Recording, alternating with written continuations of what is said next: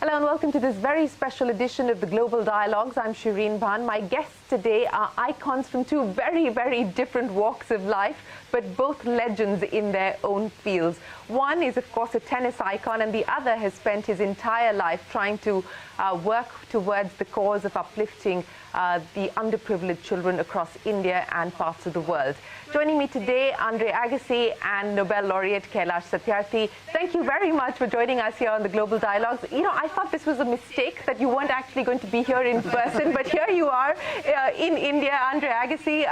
It's wonderful to see you here, but you've decided to press the unpause button post the pandemic, have you? Well, you know, I think we're all we're not creatures built for isolation, you know, so the second that the borders were open and I could come down here, it was actually nice to kind of feel somewhat normal again. Did the fact that you've got your first vaccine shot sort of boost confidence a little bit? Well, certainly from a health perspective, you worry a little bit. You also worry about getting stuck away from home somewhere for some reason. So, you know, there's some risks that come along with everything that's worthwhile, right? Yeah, no, it's great to have you here. But, you know, I was talking to a CEO from Silicon Valley a few days ago, and he said something interesting. He said what we've seen happen through the course of the pandemic is perhaps the world's largest social experiment, this business of work from home. And for people like you and me who have the privilege of having access to finance and a roof over our heads and not having to worry about where the next meal is going to come from, it's given us our time back. How have you sort of reviewed, assessed how life has changed post the pandemic? Has it reset priorities for you in any way? It's interesting. You make a good point. I think it has. We're going through a different season of life anyhow, me and my wife, as it relates to our son going off to college and getting ready for empty nest, you know. So things have slowed down a lot, and you've learned to take in the moments more, and you forget what day it is sometimes, and work kind of is on the weekends too because of technology. We're blessed to have it. But I'm also, my heart goes out for so many parents that, you know, lose their jobs, don't have a job, are home with their kids, are asked to be teachers, are asked to sort of look out after their, you know, their children from the educational perspective, and the pressure must be immense. So we also have a lot of gratitude for, you know, how blessed we've been through the process. Oh, absolutely. There is lots to be grateful for. But I want to talk now, Andre, about something that you've been passionate about for over 2 decades, and perhaps this is not something that many people know, your deep commitment to the cause of education through the Agassi Foundation. And it's been over 2 decades that you've been doing this. Have you started to look at how technology can bridge the access deficit, can bridge the access to education differently in light of what the pandemic has done in disrupting you know, schools and the education system? Well, I've looked at it multiple ways. You know, I started philanthropically, raising a couple $100 million over the years, but then that led me towards this feeling that philanthropy doesn't always scale. You know, that in order to scale something, you really need to have sustainable solutions. And so I put together this this model with the private sector to scale my schools across America, and managed to build about 125 of them over the last 9 or 10 years. And that kind of has all led to about 5 years ago me starting my educational technology company, because I sort of started to realize that all these schools and all these great operators struggle with the fundamentals of just early childhood literacy or secondhand English language learning, you know. So I partnered with Stanford, a few other neuroscience kind of environments that really taught me the importance of how the individual brain works, and the importance of customized personalization for a child. And it's one industry that has remained pretty stagnant, you know. I mean, if 200 years ago we would look at an airport and say, what is that, right? But we'd look at a classroom and say, oh, this is a school. So for me, bringing technology in is true equity, because everybody can access it and everybody can learn and kind of grow equally. And that's been my mission, is to reach as many children as possible. Yes, and you know, two interesting points that you make there, that while you do believe in involving philanthropic foundations like yours to further the cause, you believe that these ventures have to be self-sustaining, and hence the need to collaborate with the private sector. What's been the big lesson, the big learnings there, especially as you talk about scale? I mean, for a country like India, you know, whatever we do, we need to provide solutions at scale. What have been the learnings for you in being able to collaborate with the private sector in education? Well, I think this pandemic has really highlighted that the fact that we don't have to sort of explain what problem we're solving, right? Everybody now knows that we better get on with new innovative ways to educate our future, because whether it's a pandemic or something else, we have to figure out how to reach every child, because children don't fail us, we fail them. So, you know, sort of educating the private sector on how, just because you have a mission-driven, you know, mindset, doesn't mean you're going to necessarily not have the returns you might look for. Yeah. Convincing the private sector of that, and then convincing the philanthropic world that it's not horrible to sort of go create a sustainable solution, right? I mean, the #1 teaching tool in the world now is YouTube, and the reason why is because my daughter will use it to cook me dinner, and the farmer out there, there's tractor brakes, who's trying to feed his family, will be able to just go on there and maybe fix that part that helps them continue. So technology definitely has a role, and you know, I was a little bit ahead of the curve with my school fund, and thank God 5 years ago we started what we're doing now, because it's so relevant. Yes, you were ahead of the curve, but what was the harder sell? You know, convincing the philanthropic world or convincing the private sector? Which one was the harder match to play? Well, you know, when you talk to the philanthropic side of things, they love what you do, but they're not charged with, you know, making anything. They're charged with giving their money away. So, you know, you understand those mandates, and I have a, you know, pretty sizable foundation, so I understand the pressures that come with, you know, how you allocate those resources, and the separation that you need to keep in some respects. But I think the business sector was probably a little bit harder. I think those that ask people for money over and over again, right? That's what you do. You kind of beg and you beg, and you offer. Did you really have that much begging? And a lot of tennis lessons. But in any case, the business side is convincing them that you're not going to sacrifice any yield because you have some sort of, you know, social mission that you want to accomplish. You know, before I get Mr. Satyarthi in, and I know he's sitting there patiently smiling, listening in on this conversation, but I want to talk a little bit about SquarePanda, because as you pointed out, you were a little bit ahead of the curve, you know, to link technology to the problem of access to education. What kind of investments are we likely to see you make into SquarePanda from here on, given what the pandemic has really done, and your plans for India, because you're working across 3 different states at this point in time?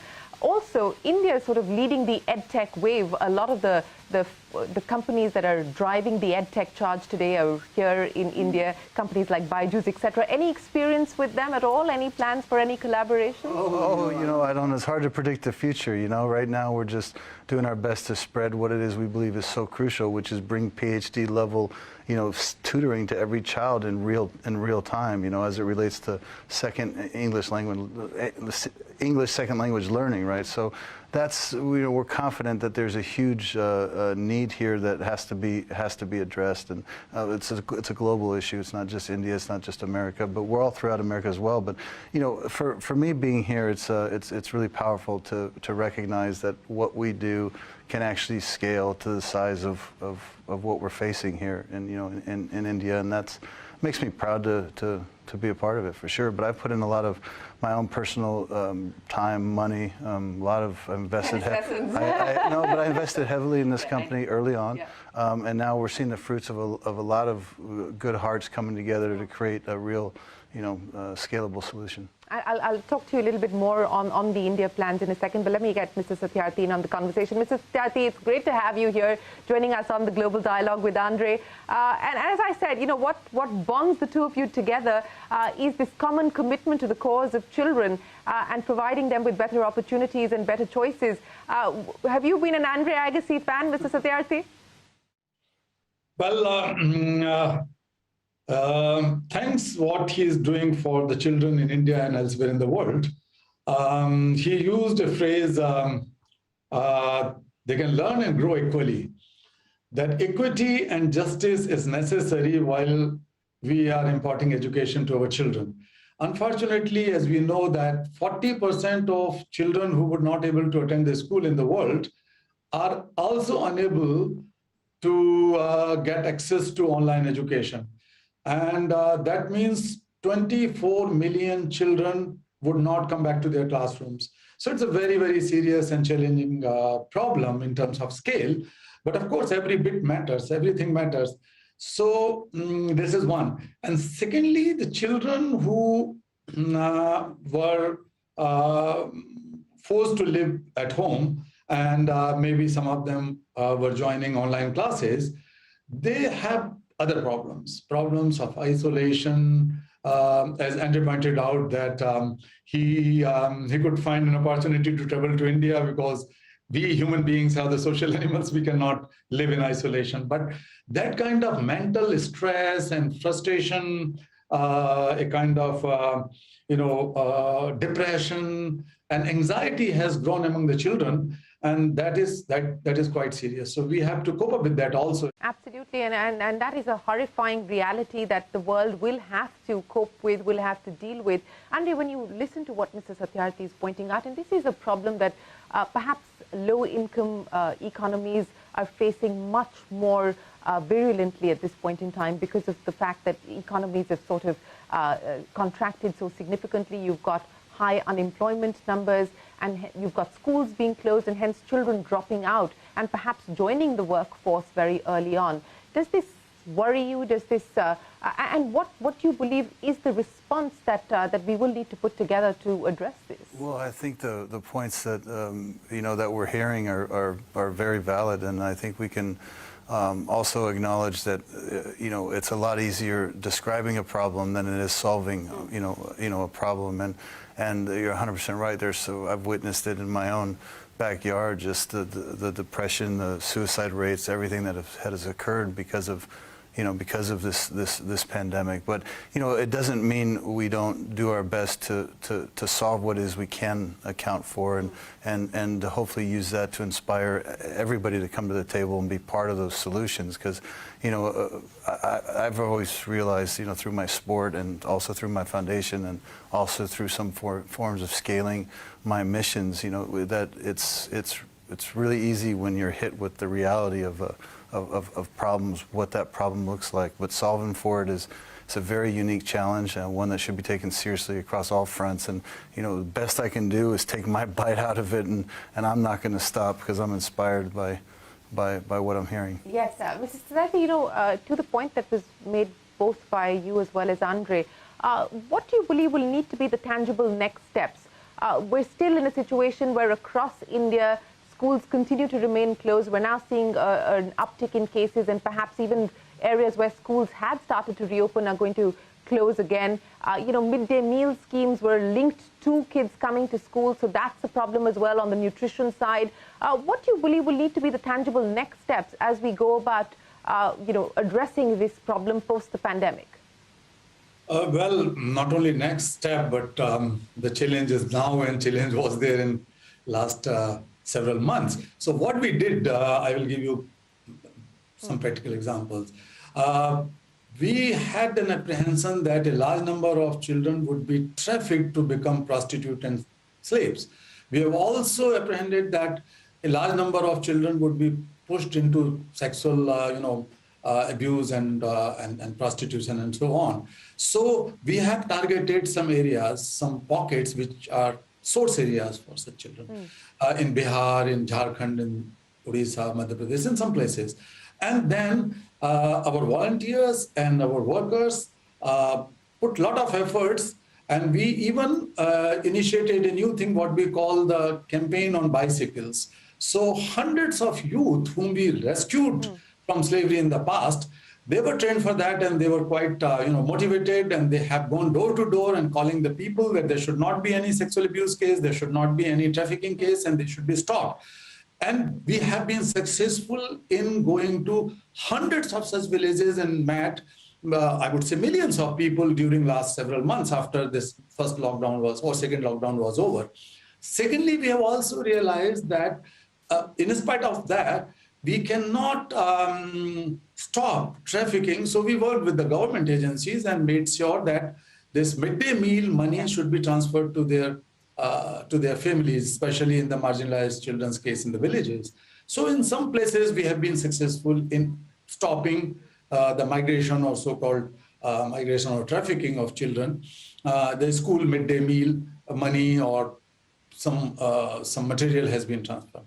Thirdly, we knew that number of children are being trafficked. So my organization and my activists have physically rescued over 1,000 children who were being trafficked in trains and bus stations in the middle of the night. The raids were conducted with the support of local agencies, government agencies, police, and so on. So we worked closely with the state governments to ensure that children are stopped on the way. And even if they were trafficked to some places, we can free them from there. So these victims of such situations were helped through these ways, but that is not enough. So we have launched a campaign called Justice for Every Child.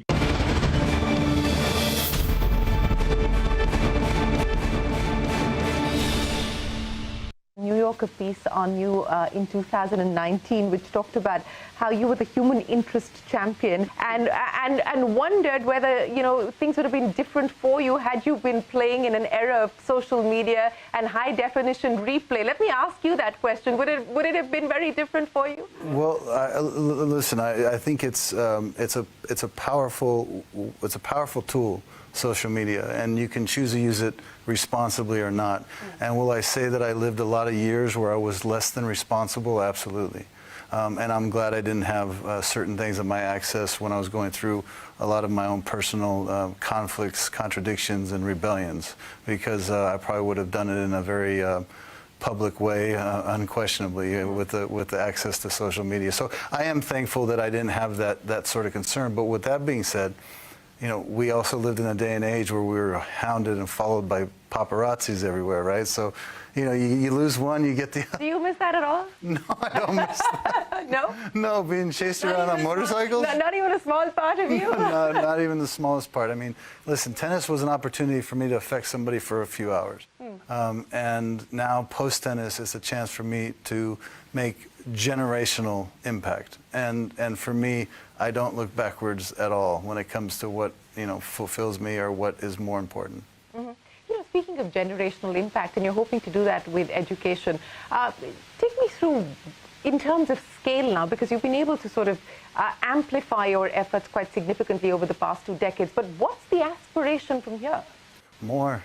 I mean, how much more? Well, you know, how hungry are you? You know, as long as I'm here, on this, you know, every day that I get is an opportunity to do something further, right? I mean, it started with me wanting to shorten the lines. I had 1,200 kids in my school, and I had 3,000 on the waiting list. You know, that makes me, in my mind, twice the failure I am the success, because, you know, you got to shorten those lines. You have to impact more. You have to reach more. You have to, you know, talk about it. You have to raise the issues so that you're bringing more people to the conversation, so that people can take on their, you know, their load of responsibility in all of this. So I'm not stopping. I mean, what's next is hard to say, because what I'm facing is so daunting as it is. But I never would have thought an 8th grade dropout would be sitting here in New Delhi talking to you about education for the entire country of India. So it's a, you know, I don't set goals anymore, because they kind of limit you and they limit the human spirit. I believe you literally have to be receptive to what your calling is, and live every day as if it really matters. You know, I remember you saying once that rules without a relationship lead to rebellion, and it's a cool statement, but it's also a very powerful statement, because it applies to just about every kind of relationship in life. You know, how do you sort of break that down in yours on a daily basis? Yeah, well, it's such a powerful. As a coach and as a parent, and, you know, now as an educator. Well, you know, it's funny. I wonder where you. Thank you for doing your homework, because that was taught to me by my surrogate father, the man who raised me basically since I've been 18 years old, my trainer, who was the godfather of my children, and I learned from him a lot on how to be a father, and how to be a friend, on how to be a parent, you know, to how to relationships, all of it. The reason why it's so powerful is because it's true. You know, you know, if how can you give somebody directions in life if you don't know where they're starting from? You know, and I think that plays into tennis, plays into sport. You have to understand what somebody's struggling with in order to meet them where they are to take the next step. You know, and it's the same thing in a relationship. You don't sit on the outside and judge where somebody should be. You know, you get on the inside and meet them where they are. You know, and that's where you build the trust. And once you have trust, then you have an opportunity to grow. You have an opportunity to learn. You have an opportunity to, you know, you have a safe place to go, you know. So for me, that the power in that statement is the truth in that statement. You know, speaking of truth in the statement, another interesting statement that you made, and this was in the context of your association with Djokovic, and you said that when you tend to disagree more than you agree, then it's best to part ways. And but is that, how hard is it to actually be able to get to that point where you learn to let go? Well, interesting comment. You know, first of all, you have to make sure that your intentions are altruistic. You really want what's best for the person. You know, you have to start there. I wasn't helping him or trying to help him, I should say, for me. You know, my reasons were because I believe that it's best for tennis if somehow he could get the best out of himself, and then getting to know him and his family, I had a desire to help. But then you have to be honest, you know, so with those intentions, it allows you some objectivity. My goal is to help you, and if I'm in your way, or if I'm stopping your process or interfering with your process, then it's best I sort of step out of your way. But I can't necessarily subscribe to the choices that you're making. So, you know, there's a delicate balancing act, and my comment about him was we just far too often found ourselves to agreeing to disagree, you know, and that's okay too, you know, there's no judgment in it, but stepping to the side, you know, he was able to process a lot of stuff we went through together, and hopefully it made him better for it.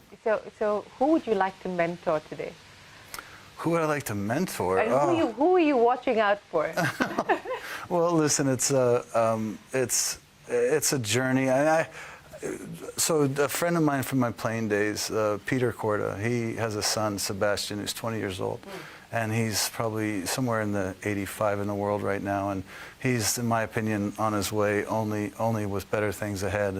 And he's such a sweet spirit, Sebastian. And he came out to Las Vegas in December and spent some time with me. And you know, I enjoy mentoring anybody that has a thirst to learn and to grow. You know, and because you can't teach if you're not willing to learn. Yeah. And so when I see somebody that's so willing to learn, I just think they're going to be an asset in life on and off the court. Okay, well, I have many more questions, but unfortunately we're out of time. So, Mrs. Satyarthi, before I let you go, you know, you talked to us about the campaign that the organization is working on. If there is one hope that you have for the year ahead in being able to accomplish a certain priority or a certain goal, what would that be?